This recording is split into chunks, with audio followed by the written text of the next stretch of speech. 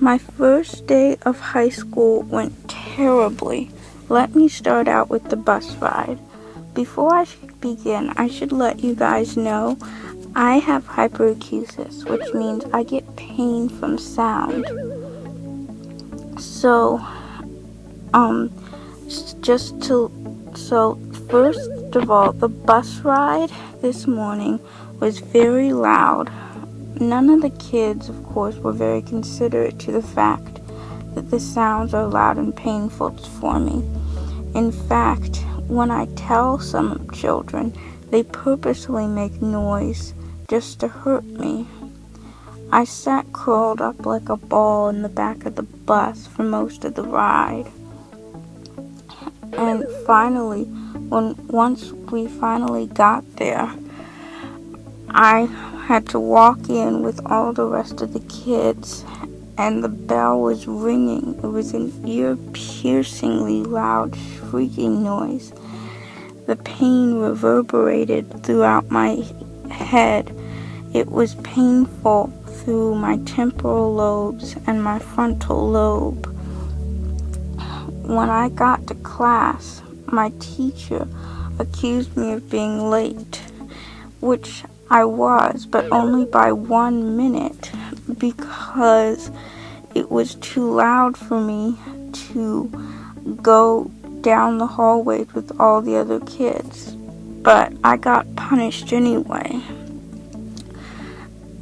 And then the teacher said, "Aluna, you are no different than the rest of the students here. I do not care whether the sound causes you pain or not. You can be in agony, but you must still be on time." I started to cry. I felt really embarrassed. I didn't want to cry in front of the other kids, and they started laughing at me, which made things even worse.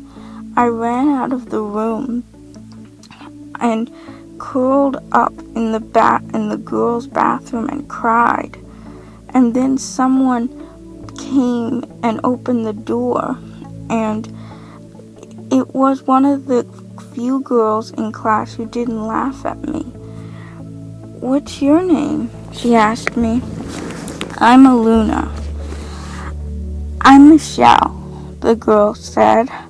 "I'm really sorry that the other kids were being so mean. They just don't understand. You get pain from sound?" she asked me. "Yes," I explained. "That must be really hard to deal with, 'cause the world is so noisy." "It is. Do you want to come to class? We can transition early, 'cause then you won't get in trouble, but then you won't have to deal with the noise." "Thanks," I said to her, and we walked to our next class together before the bell rang. What we did was we snuck into the classroom and sat undestructively in the back of the room without even being noticed by the teacher. So by the time the next period started, it looked like we'd been there all along. The cafeteria was one of the worst parts of the day. It was so loud, I was just curled up like a ball on my seat and in too much pain to even eat. Luckily, lunch didn't last too long, but gym didn't go much better.